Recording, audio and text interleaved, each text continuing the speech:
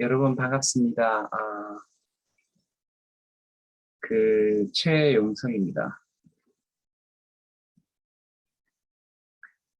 오늘은 제가 일제 강점기 영화를 통해서 어떻게 우리가 지금 세계적으로 민주주의 위기인데 우리가 이제 민주주의를 좀 더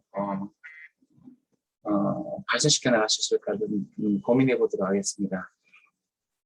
그래서 일제 강점기 영화와 민주시민의식 함량해가지고 암살, 밀정, 파결, 동조와 함께 이렇게 이제 이런 영화 좀 살펴보도록 하겠는데요. 사실 지금 코로나 위기인데 이제 사람들도 많이 이제 병들고 죽고 또 경제 위기가 조금 심화될 것 같아요. 생각보다 경제 회복세가 좀 떨어지는데 근데 사실은 이제 좀 더 위험한 게 뭐냐면은 민주주의가 계속 전 지구적으로 지금 위협을 하고 있습니다. 이런 뭐 중남미나 또 뭐 동남아시아, 남아시아, 뭐 동부 유럽 등등. 그래서 지금 이 일제 강점기 영화를 통해서 우리가 좀 더 다른 대안을 한번 찾아봤으면 좋겠습니다. 보시면은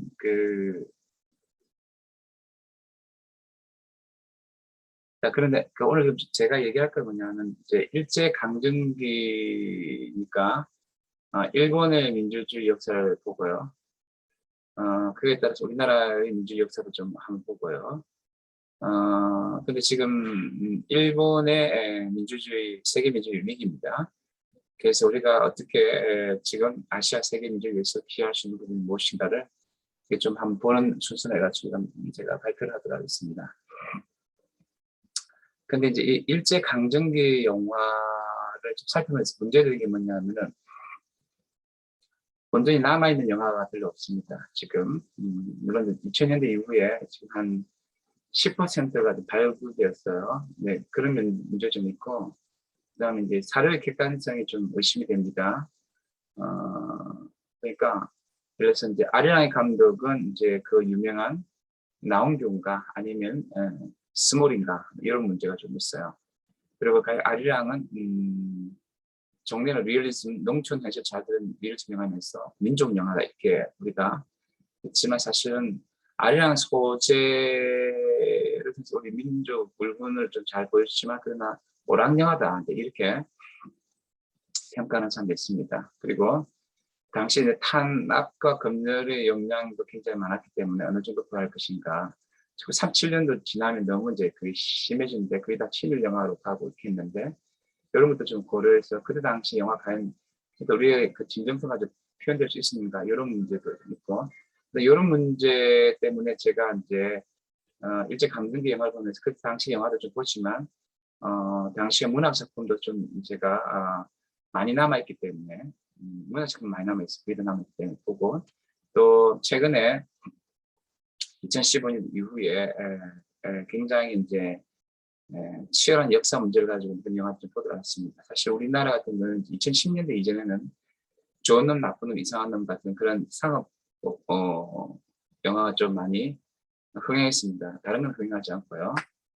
만조 웨스턴 영화죠. 김준 감독의.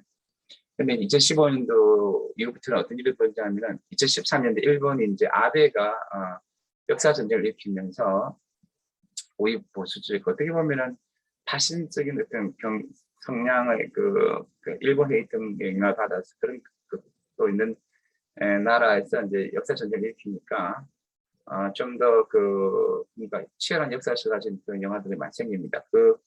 그런 일본 강점 영화를 좀 더 활용하면서 오늘 제가 좀 발표를 하고자 합니다. 먼저 일본 조선의 민주 역사인데요. 먼저 이제 일본은 다이쇼 데모크라시 시대라 해가지고 1912년도부터 1925년 또는 29년도까지가 굉장히 민주주의 발전됩니다. 일본 이제 메이지 요신이 1868년 입건한 다음에 뭔가 나름대로 의회 정치를 시작하는데 사실은 1911년도에 청나라 망하면서 그 당시에 일본 생각에 야마지 중국에서 민주공화적인 이제 신의 혁명이 일어나니까 아 우리 일본 칠 수 없다.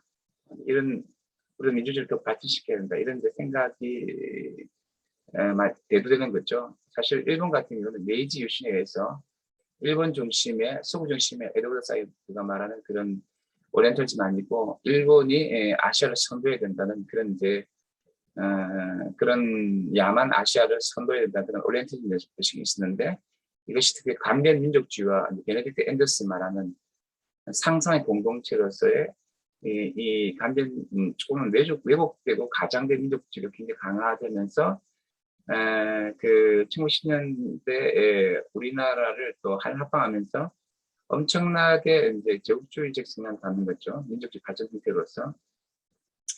그런데 이제 중국이 신해혁명을 일으키니까 당시에 또 자본주의가 좀 발전됐어요. 1차 세계대전 때 또 일본은 이제 개입도 안 하면서 이익을만 생겼으니까 그러면서 이제 일본에서 이제 민주주의를 다이슈 데모크라시 민주주의를 자유주의를 추구됩니다. 이런 성과에 의거해서 우리 이제 영화 1923년대를 지원한 박열에 보면은 뭔가 그런 성과가 나타나요. 예컨대 절차적 민주주의가 확보돼요. 그리고 상권분리 있고 물론 그 영화에서 내무 대신인가 그 사람이 이제 사법권의 이제 재판 절차에 개입하려 하겠지만 그러나 그런 나름대로 재판의 공정성에 의해서 여러 검사나 또 변호사도 최선을 다하고 물론 출판 자유도 이렇게 사상의 자유도 좀 그때 당시 있는 것들이 보여지니까 물론 그러나 이제 박일과 간해골 국립교 사건을 통해서 뭔가 아주 한계가 있는 이제 다이슈 데모크라시 시대에 이제 민주주의를 보여주죠. 그게 뭐냐 하면은 당시 민주주의는 일본만의 민주주의였다는 거죠. 그러니까 이제 이렇게 오리엔탈리즘 의식에서 일본만 민주주의고 2지대 대만은 경찰의 지배고 3지대 야만적 조선은 이제 무단 통치, 군대로 통치했죠. 1919년까지 그죠? 그러다가 이제 실제적으로 이제 3.1운동이 벌어지면서 너무 충격을 받아가지고 문화정치, 말은 문화정치 그냥 사실은 이제 치안유지법이라든지 법률과 밀정 깔아가지고 계속 감시 체제로 했기 때문에 그런 3.1운동 충격 때문에 우리나라 이제 동아일보 등 출판 언론 뭐 잘 주지만 그러나 굉장히 이제 감시, 억압, 근데 밀정으로 이런 통전치 체제이기 때문에 식민 조건상 민주주의 성취될 수 없는 것이 또 조선이 그러나 1910년대, 20년대 일본은 굉장히 민주주의가 발전됐던 것 같다는 거죠. 이런 상황 속에서 여러분 아시다시피 이제 3.1절과 임시정부 시대가 되죠. 이때 3.1절 가장 유명한 이제 우리의 영웅이 바로 유관순 이야기고 2019년대 한거라는 그 영화 유관순 이야기를 좀 이제 고려할 필요가 있는데 좀 더 세밀하게 얘기를 드리면은 1899년도에 우리는 이제 약간 예외인데 일본보다 먼저 독립협회의 서재필 이성만 등이 고종 황제 폐위 사건을 일으키고 그런 실패를 하게 됩니다. 그래서 고종이 열받아서 이제 조선의 전제군주제를 계승하는 대한제국을 만들게 되죠. 그러나 결국 망하게 되고 1003년 정도 1911년도에 103인 사건 해가지고 굉장히 이제 이렇게 뭔가 동대를 추가했지만 철저히 억압당하고 무단 통치가 이제 완전 거의 침묵의 시간이 있다가 1919년 놀랄만한 기적적인 산운동이 벌어집니다. 이 운동은 이제 아무래도 이제 28 독립선에서 보듯이 동경에 유학생들이 그 다이쇼 민주주의 시대 일본 영향을 받았다고 할 수 있고 또는 이제 1917년 볼셰비크 혁명 영향을 받았다고 했지만 미국의 윌슨 대통령의 민족 자격주의 영향을 가장 많이 받았다고 할 수 있고 그 당시에 이제 1차 세계대전 제국주의 전쟁을 했을 때 그런 것들을 반성한 차원에서 탈제국주의 반신의 독립과 민주적 자치 평화를 추구하는 그런 것이 이제 약간 국제적 정세가 있었고요. 그런 맥락 속에서 그러나 우리가 주도적으로 전국적 운동을 했는데 거의 너무나 많이 참여해가지고 정말 그 33인도 다 평민이고 기득권 계급이 아니고 모든 국민들이 정말 많이 참여했던 대단한 운동이 이제 벌어집니다. 개신교 천일교 등 종교 학생 중심되어서 이제 민주주의와 평화 사상을 표명했고 이것이 우리나라의 정말 아주 명확한 민주주의 정신을 보여주는 어떤 시대 사건이 있었습니다. 또 이것에 영향받아서 상해 임시정부는 상권 분립의 민주공화국으로 운영되었고 이것은 강복구 대한민국 정부의 민주주의 정신이었죠. 당시 이승만은 상해 임시정부에서 임시대통령을 했는데 그 당시까지는 공산주의에 반대하는 입장을 보지 않았고요.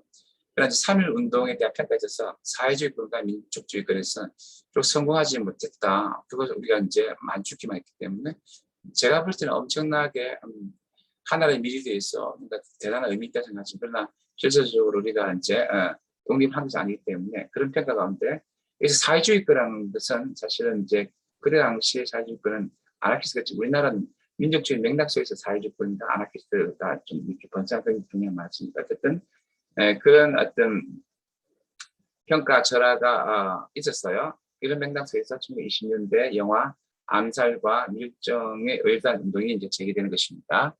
그래서 이제 암살과 밀정이라는 영화를 조금 소개하도록 하겠습니다. 이 3.1 운동이 어떻게 보면 뭐 저는 성공을 해서 실패했다. 특별히 평화 외교적 독립 운동이 김규신이나 이승만 통해서 잘 안 됐기 때문에 이제 이 무력감에서 진짜 무장투쟁이 일어났는데 그것이 바로 신체의 민족주의 사상과 김원봉 리더십 속에서 열단 무장독립운동이 치열하게 전개됩니다. 이것을 제안한 것이 바로 암살 2015년 작품, 밀정 2016 작품입니다. 1923년도에 일어난 그 황호국 경부 폭탄 사건을 그리고 있는 밀정은 여러 면에서 그 전에 개봉된 암살을 상기시키는데요. 두 작품 모두 이제 굉장히 민족주의 의식을 드러내면서도 의일단 이야기를 다루고 있는데 그런데 이제 또 독특한 것이 뭐냐면 어지간한 미국식 냉전 첩보급 이상의 긴장감과 수싸움을 그 액션을 보인다는 것입니다. 왜냐하면 당시에 일본이 이 암살과 밀정에 우리 의일단을 너무 무서워해가지고 너무나 많은 밀정을 깔았어요. 그러니까 이 밀정을 우리가 항상 우리가 이제 대응해야 되고 우리 이제 독립군들이 의일단들이 또 이 밀정에 또 잡히면 또 이제 독립군이 또 이제 밀정이 되기도 하고 또 밀정을 독립군으로 과장해서 보내기도 하고 이 때문에 너무나 이게 심리적인 이 액션도 있지만 심리적인 긴장감과 수사함이 이 암살과 밀정에 굉장히 잘 나타난다. 근데 이것을 이제 주제로 보면은 결국 이제 변절자의 문제, 친일의 문제가 이 영화를 굉장히 이제 생각하는 중요한 어떤 핵심 코드를 할 수 있다는 것입니다. 사실 이 친일 문제를 우리나라는 사실은 이제 일제 강점기 영화에서 별로 드러내지 않았습니다. 그러니까 좀 60년대나 70년대 보면은 우리 일제를 다루는 영화 우리나라는 민족주의로 맥락에서 이렇게 많이 대두되고 친일은 별로 대두지 않은데 2015년 암살과 밀정 그에 보면 굉장히 이제 이 친일 문제가 영화적으로 전면 드러나고 그래서 이 친일 문제는 계속적으로 이제 이런 문제도 있어요. 그래서 이제 아리랑 같은 경우도 뭐냐면은 이제 일제시대 우리나라가 1920년대까지 사실은 영화를 제대로 만들어내지 못합니다. 그 다음에 이제 어리적 구토가 있고 가장 흥행했던 영화가 아리랑인데 나온 뒤에 그리고 가장 중요한 리얼즘 영화고 우리나라의 민족 영화라고 이제 알고 있는데 이 영화가 검열 등의 이유로 이제 적극적인 민족 정신을 표현하지 못해서 생각하는데 그래서 이 어떤 사람들 이걸 민족 영화라 하는데 어떤 사람들은 이게 일본 사람들이 만든 친일 영화 이렇게 너무 극단적으로 생각했어요. 또 어떤 약간 중도파들은 친일 영화는 아니고 민족 감정 건드리는 약간 오락 상업 영화다 이렇게 표현할 수 있습니다.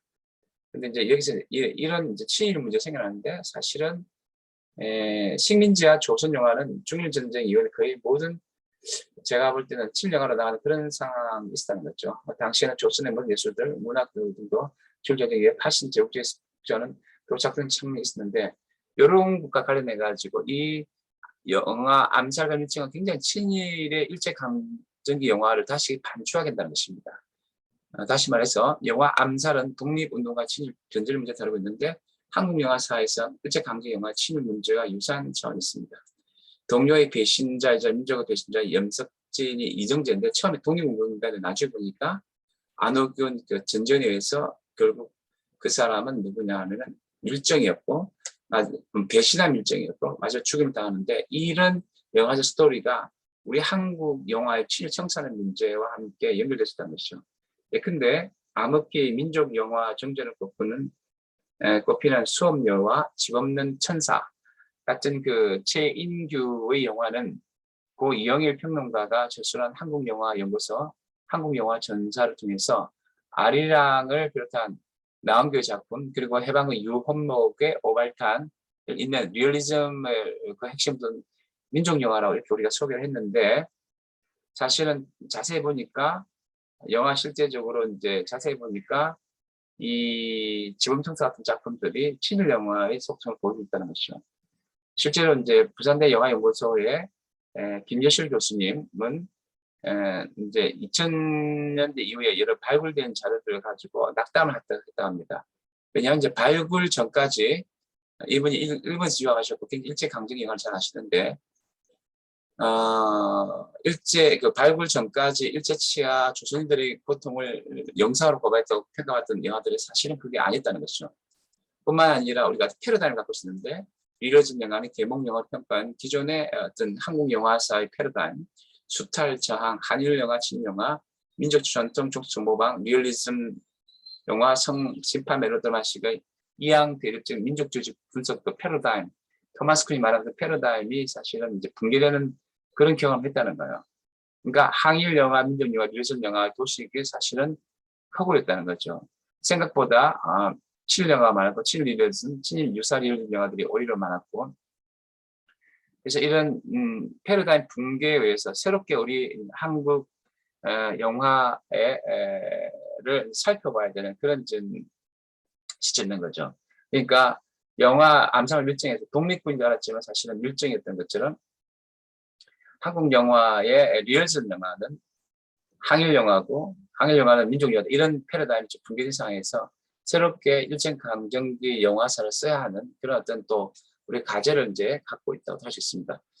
이런 맥락 속에서 제가 약간 이제 영화보다는 조금 문학 작품을 통해서 일제강점기 시대에 더 순박하고 추구했던 민주주의 문제를 좀 보도록 하겠습니다. 당시 20년대에 일본의 제국주의 문화가 아쿠타카와 류네스케 이 사람 굉장히 일본을 대단히 생각하는데 문학가죠. 마치 암살의 강인국이 굉장히 이제 일본 흠모해가지고 파농에 흑인이 백인을 이제 흠모 동경하듯이 이제 그런 사람인데 이 아쿠타카와 류네스케는 이제 일본을 대단히 생각하는데 당시에 자율성과 민주의식의 다이쇼 데모크라시를 그 이제 20대 일본이 그런 민주주의 흐름이 수용했지만 그는 결국 조선을 야만으로 보는 일본 오리엔탈리즘에 빠져 있다는 거죠. 이게 박경리 얘기를 비판한 것이고, 자 그러면 그러니까 일본의 민주주의는 굉장히 이제 문학적으로 봤을 때 민주주의 추구했지만 조선을 야만으로 보는 그런 어떤 오리엔탈 빠져 있다. 근데 영산섭의 표본실의 징계군이나 만세제부터 그런 문제가 있어요. 일본에서 이제 이 사람이 이제 여기 작품에서는 지식이 나오는데 유학생이에요. 일본에서는 자유로운 뭔가 개인적 자아를 추구해 봅니다. 조선에서 16살 때 조언해가지고 관습적으로 그런데 이제 그냥 도피하다 해가지고 일본에 가니까 뭔가 자유로운 개인으로 살고 싶어서 일본에서 또 유학생으로서 자유로운 개인적 자아 또 민주적 자아를 갖다가 좀 공부도 했지만 당시 일본에서 부산을 통해서 조선에 와보니까 너무 개인과 자율과 시민, 주권, 독립, 민주, 평등 등을 요인이 많아가지고 민주주의가 싹을 낼 수 없는 토양이었음을 이런 소설을 보시는데 그러니까 당시 20년대에는 일본은 뭔가 제국주의 맥락에서 민주주의를 추구하고 우리 한국 민주주의 싹이 실제 국내적으로는 이게 싹이 잘 안 됐다는 거죠. 하지만 그 아쿠타카와를 동경했던 조선의 이상문학 이상한 30년, 한 37년 정도 돼가지고 일본을 가게 되는데 여기서 이제 이상은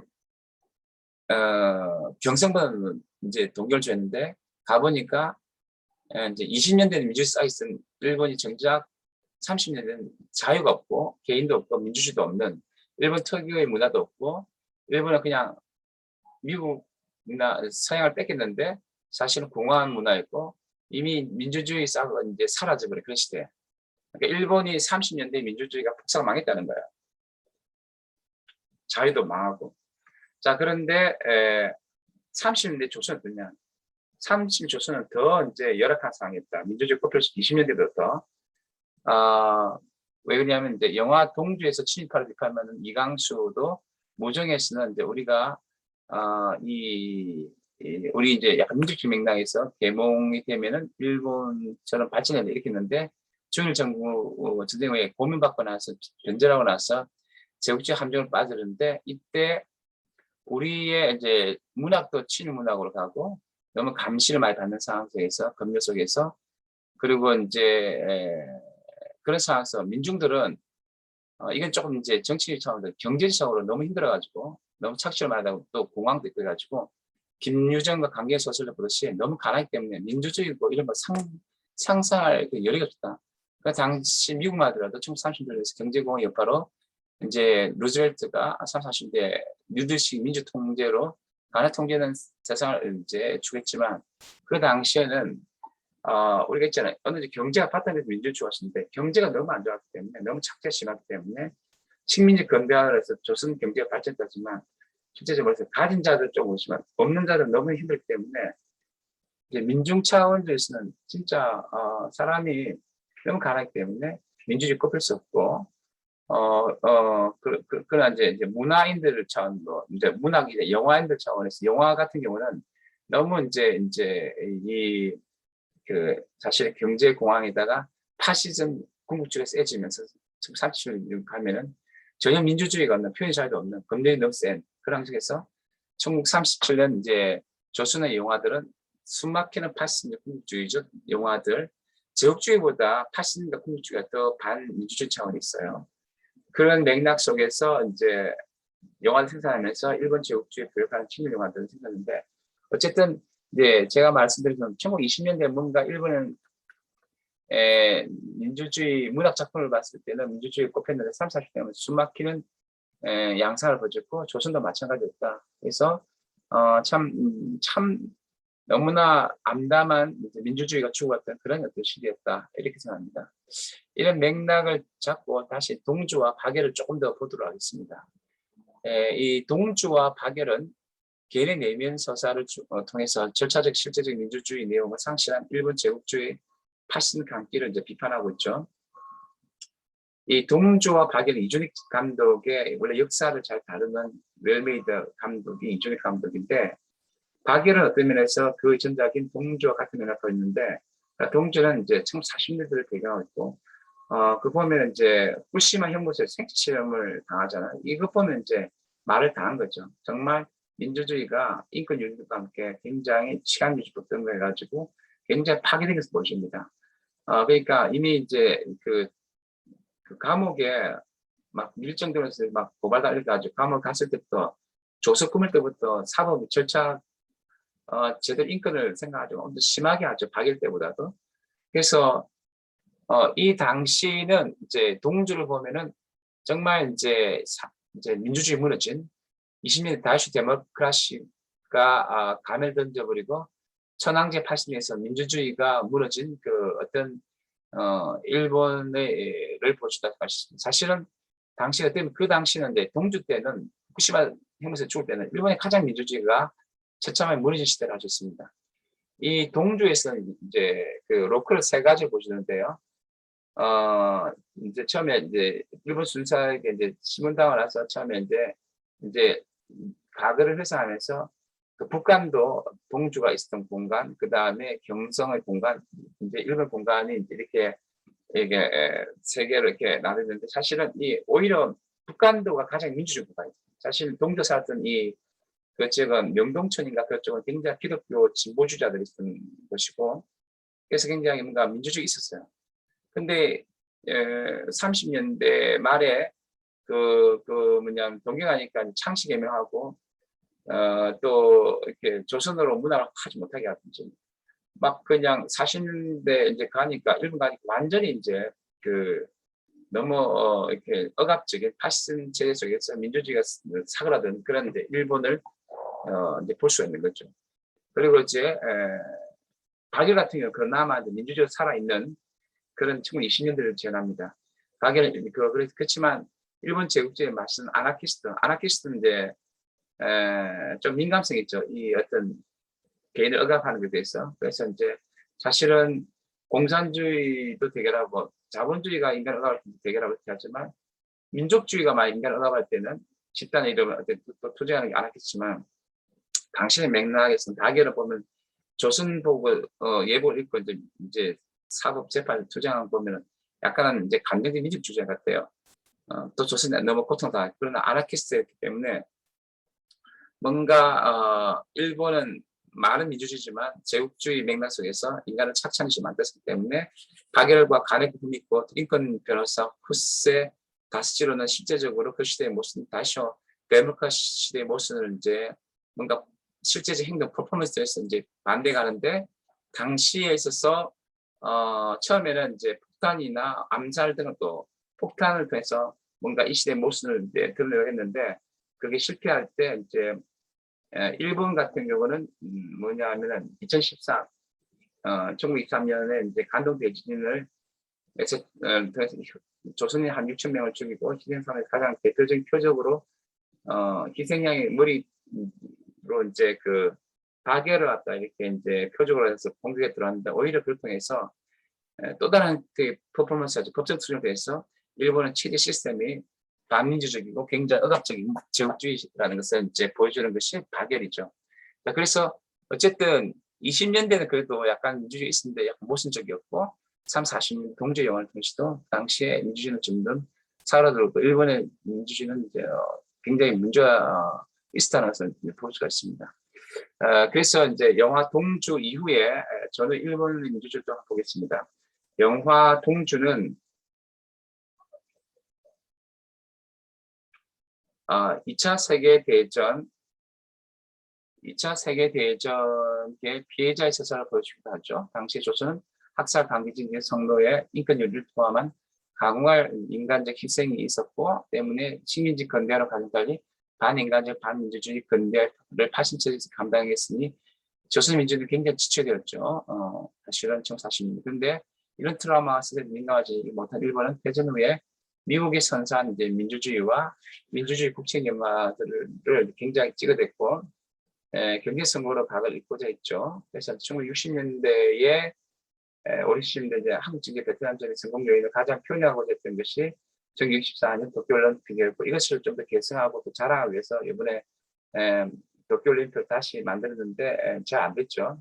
근데 이제 조금 더 생각할 게 뭐냐면 원폭 피해의 원인을 생각하지 않고 늘 원폭을 통해서 피해자 서사 박형희 말입니다.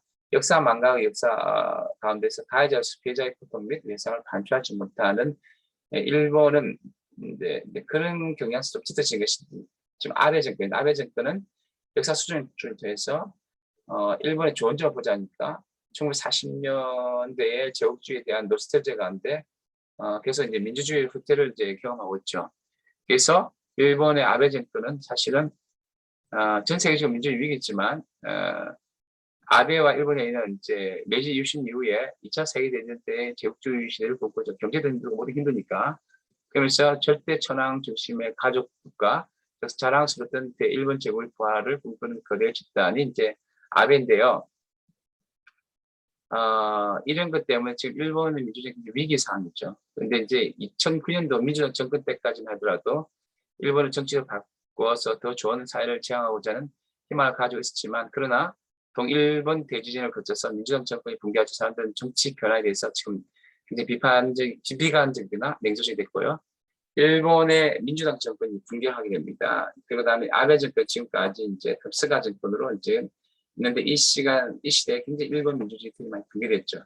이걸 이제 영화화하는 것이 이제 신은경이 일본에서 찍은 그래서 굉장히 중요한 영화제에서 일본의 각 대표 영화제에서 이제 최우상을 받은 그 신문 기자인데 어쨌든 일본은 지금 일본 경우는 1910년대, 20년대 다시 디마크라시 있지만 30, 40년대 파시즘으로 그 이제 민주주의 붕괴됐고 전후 민주주의 발전 가능성이 있었지만 좀 방송 승차가 결된 상황에서 지금 파시즘의 포퓰리즘 정도 그러니까 일본은 오히려 어떻게 보면 나쁘게 좀 부정하면 그 파시즘 경향이 있다고 하시는데 이런 상황 속에서 일본 민주주의 회복이 절실한 시점입니다. 그래서 지금 뭐냐면 어떻게 되느냐, 마지막 결론입니다. 지금 일본뿐만 아니라 사실은 아시아와 세계 민주주의가 계속 위험이 있고 코로나19 때문에 동남아시아나 남아시아 쪽은 더욱더 이제 독재 권위주의로 가고 있습니다. 이때 우리는 이제 3.1운동의 정신, 임시정부의 정신을 계승해서 좀 더 민주주의를 발전시켜야 생각합니다. 일본 제국주의 팔순적 근대성권의 신의수 때문에 일제강점기 조선은 노예상태였지만 3.1운동, 임시정부의 정신을 계승한 대한민국은 주체성, 인권, 자유, 평등의 민주주의를 발전시켰습니다. 이 대한민국 한류는 민주주의 한류는 인간의 자율과 주체성, 자유, 평등의 관점 확보에 구축하되 과거는 일제강점기 고난이 미래의 민주주의의 희망의 자양국 될 수 있음을 믿으며 너무 고통스럽지만 그것이 오히려 하나의 회복탈수 계기가 될 수도 믿고 대한민국은 아시아 세계의 민주주의를 발전시켜 나가지 않을 생각합니다.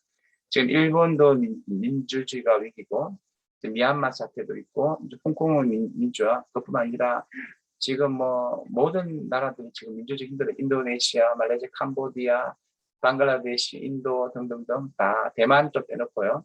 자 그렇기 때문에 우리가 좀 더 고민해야 되고 홍콩 문제 일본 중국이 잡기 때문에 문재인 정부는 또 중국과 관계 때문에 좀 힘들겠지만 우리 시민사회에서는 중국 올림픽을 또 불참을 우리가 해서 중국의 민주화도 견인할 수 있도록 했고 어쨌든 우리 대한민국의 민주주의를 한류를 더욱더 발전시켜 나가야 되겠다고 생각하고 다음 내일 세미나를 통해서 우리가 얼마나 여러 어렵지만 회복해서 가지고 민주주의 발전시켜가는 걸 보면서 우리나라뿐만 아니라 위기에 찬 코로나19 더 위기에 찬 아시아와 세계 민주주의를 구원하는 우리가 되어야 되지 않을까 이런 식으로 제 발표를 마치고자 합니다. 네, 막 더 부족했지만 더 질문사항 있으면 제가 대답하도록 마치도록 하겠습니다. 네, 감사합니다.